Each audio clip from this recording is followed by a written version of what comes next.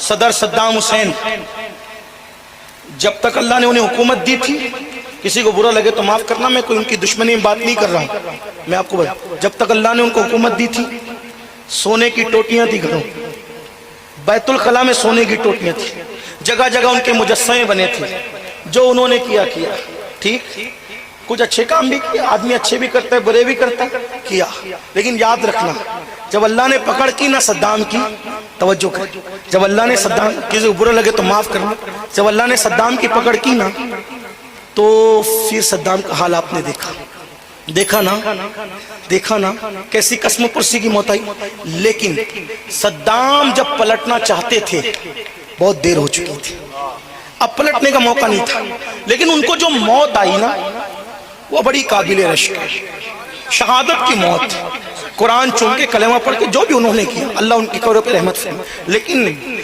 پلٹنے کا وقت چلا جا چکا تھا۔ میں یہ نہیں کہہ رہا ہوں کہ وہ ایسے تھے، کچھ نہیں، کوئی پوزیٹو نیگیٹو کوئی بات ان کے بارے میں نہیں، لیکن کوئی ہو جب دولت کے نشے میں آدمی اللہ کو بھولتا ہے، پھر کوئی قدرت اس کی پکڑ کرتی ہے، اور جب قدرت پکڑ کر لے پھر آدمی پلٹنا چاہے بھی تو وقت ختم ہو جاتا ہے۔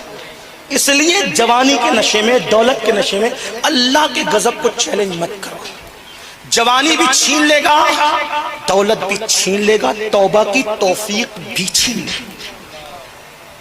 جب رات کو نرم نرم قدوں پہ لیٹ کر کے گندی فلمیں دیکھنے کا دل چاہے تو تصور کرنا کہ وہ دیکھ رہا،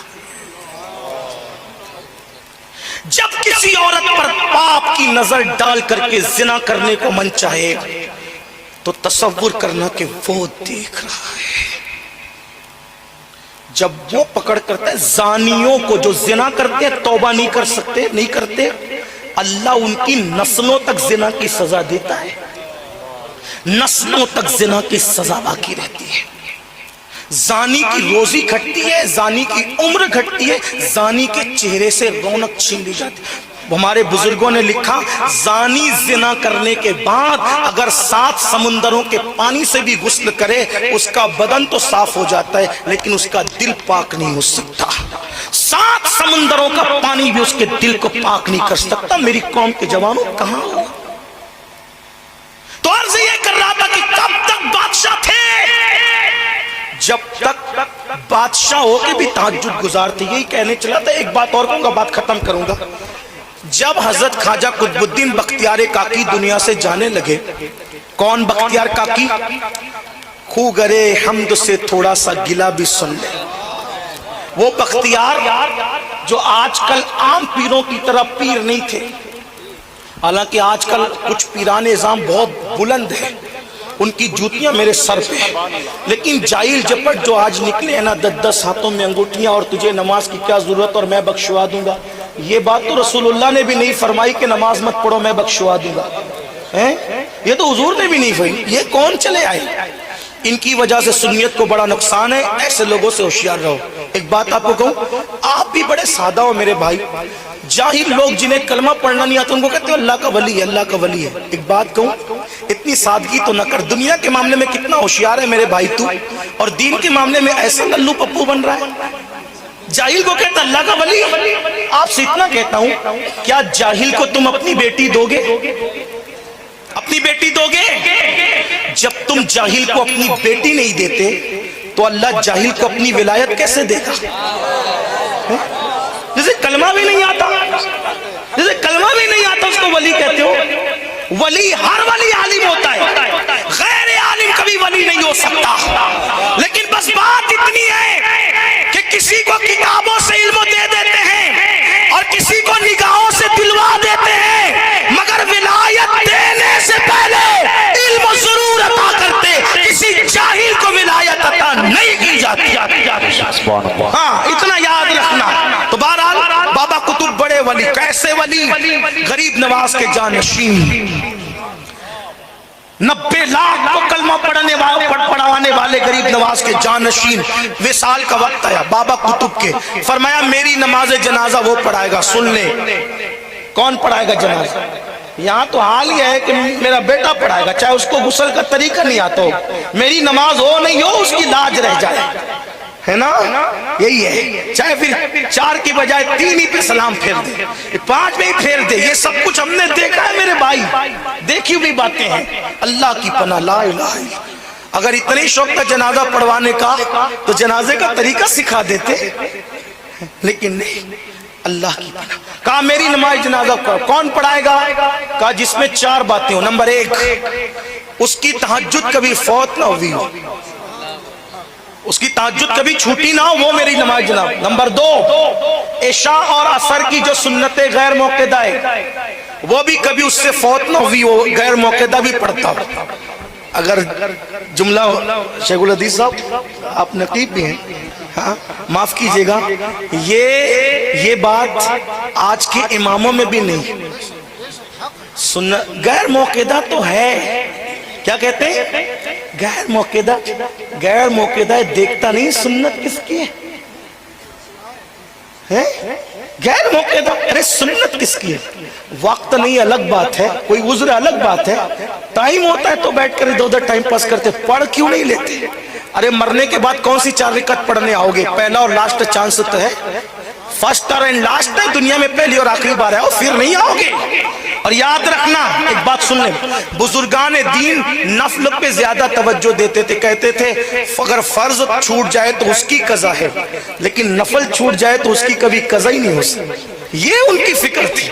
جو نوافل پہ اتنی توجہ دے وہ فرائض پہ کتنی توجہ ہے. بڑی معذرت کے ساتھ آپ کو اگر پوچھوں فجر تک بیٹھو گے کہ نہیں بیٹھو گے, دیکھو سب ہاتھ اٹھائیں گے فجر تک بیٹھیں گے, لیکن آپ سے پوچھتا ہوں میرے بھائی کتنے عشاء پڑھ کے آئیں اور جا کے فجر کتنے پڑھیں گے؟ تو وہاں آ کر سوالیہ نشان کھڑا ہوتا ہے. بلکہ میں تو اپنے علماء کو اور اپنی عوام کو یہ مشورہ دیتا ہوں, جلسہ 11 بجے ختم کر دیا کرو, زیادہ سے زیادہ 12 بجے ختم کر دیا کرو. کیونکہ آپ جہاں تو حال یہ ہے کہ جو نہیں پڑھتے فجر وہ نہیں پڑھتے, لیکن جو بیچارے پابندی سے پڑھتے ہیں جلسے میں رات کے 3 بجے تک جاگتے تو جو پڑھتا ہے اس کی بھی اس دن چھوٹ جاتی ہے. یاد رکھنا, ایک مسلمان کی فجر کی نماز ایک طرف اور کروڑوں جلسے ایک طرف, دونوں کی برابری نہیں ہو سکتی. اس لیے میرے بھائی نماز کا خیال کرو. بات دور نکلی تو کیا کرے, قطب الدین بختیار کاکی ہمارے سرکار چشتیوں کے تاجدار, الحمدللہ ہم لوگ چشتی بھی ہے, قادری بھی ہے, نقشبندی بھی ہے, سروردی بھی ہے. الحمدللہ ہمارے یہاں سلسلوں کا کوئی تعصب نہیں ہے, اور ہم نے ولیوں کو سلسلوں کے تعصب میں نہیں بانٹا ہے. ہر ولی ہمارے سر کا تاج ہے. ولی تو ولی ہے, ارے ہر مومن ہمارے سر کا تاج ہے, کیونکہ وہ میرے نبی کا امتی ہے. یہ بات ہمارے یہاں ہے. اللہ اکبر. تو عرض یہ کر رہا تھا, فرمایا پہلی شرط تہجد فوت نہ ہوئی ہو, دوسری شرط سنتیں غیر موقدہ نہ چھوٹی ہو, تیسری شرط کبھی تکبیر اولا نہیں چھوٹی ہو اس کی, یعنی ہر نماز جماعت سے پڑھتا ہو, اور جماعت میں بھی کبھی رکوع میں آ گیا کبھی سجدے میں آ گیا نہیں, ہمیشہ پہلی تکبیر سے جماعت میں لگتا ہو. تیسری شرط. چوتھی شرط محرم عورتوں کے علاوہ اس نے کبھی کسی نامحرم کا چہرہ جان بوجھ کر قصدن نہ دیکھا ہو.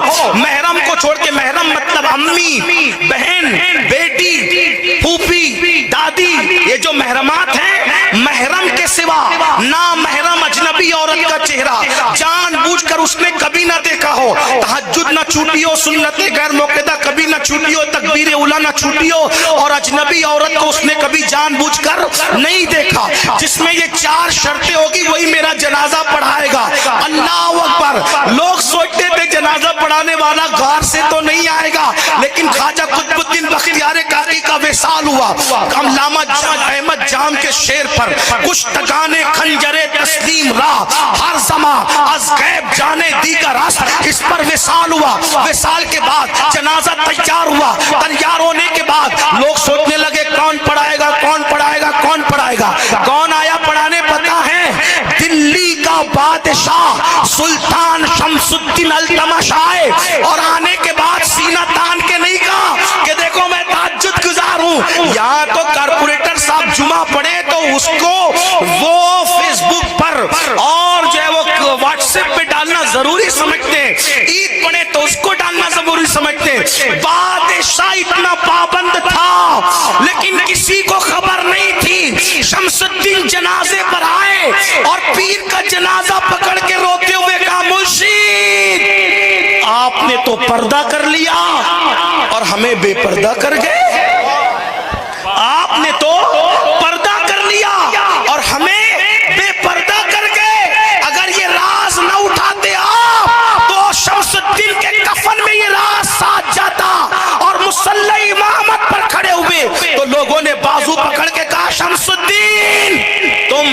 ضرور ہو لیکن پیر کی وصیت کے خلاف نہیں ہونے دیں گے۔